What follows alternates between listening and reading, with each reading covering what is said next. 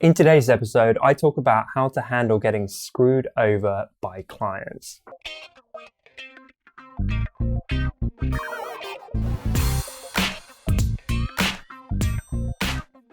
Welcome to episode 188 of the Honest Entrepreneur Show, where I help creatives like you to master your marketing. My name's Tom Ross, and let's get into it.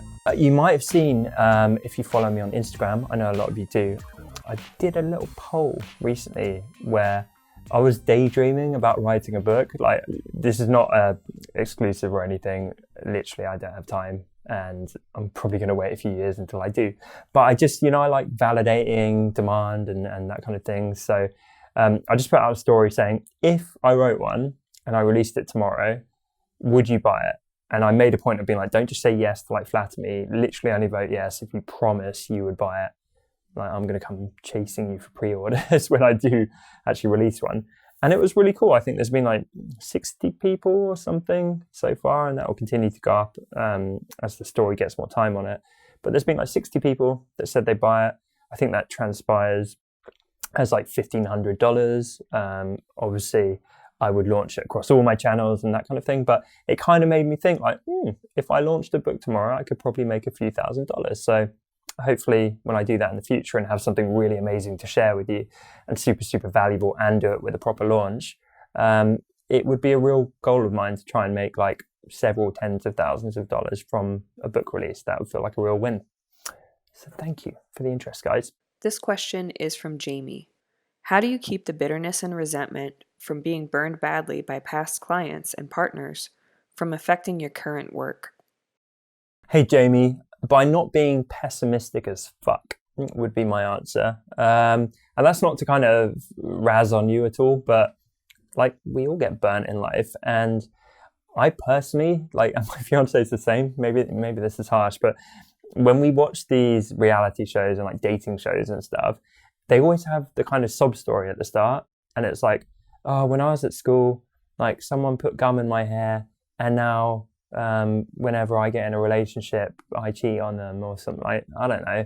And that stuff, I think, is just like, yes, we can have traumas and stuff that affects us. And when it's properly bad trauma, I don't want to detract from that for a second. But what I'm saying is, if you hold on to that stuff, then the only one you're hurting is yourself. And that's really not healthy.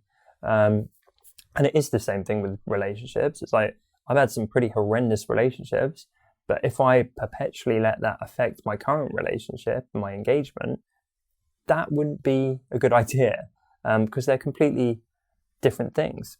And I've been incredibly badly hurt and burnt in business. And I was on the floor, literally like terrible. But do I constantly judge my business partners? Like, no, because now I've got great business partners. And so you have to give people a chance. You have to look at it with a bit of optimism and a blank slate. I think learn some lessons. So there's some running jokes with my my fellow shareholders and directors. I'm known as like the paranoid one, because I will now read every line of every contract with a magnifying glass.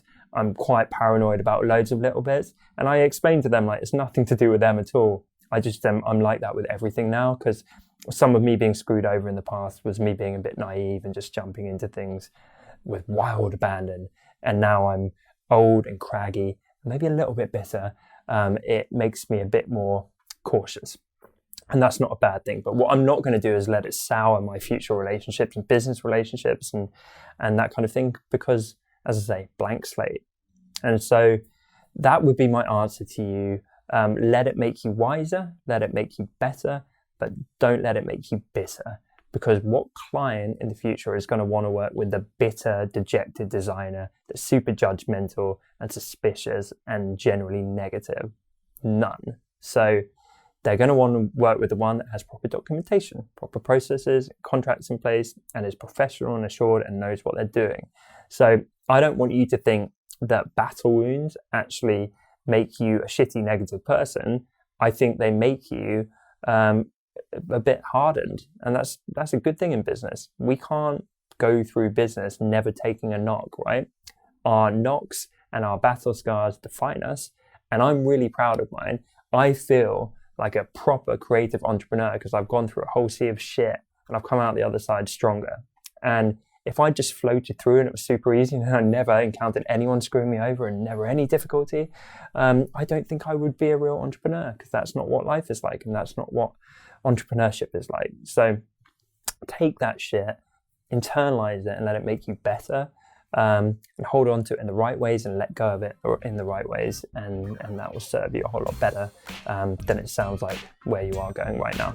Question of the day: are you glass half full or half empty? I always try and employ optimism where I can. I think it is a crucial trait in life and business.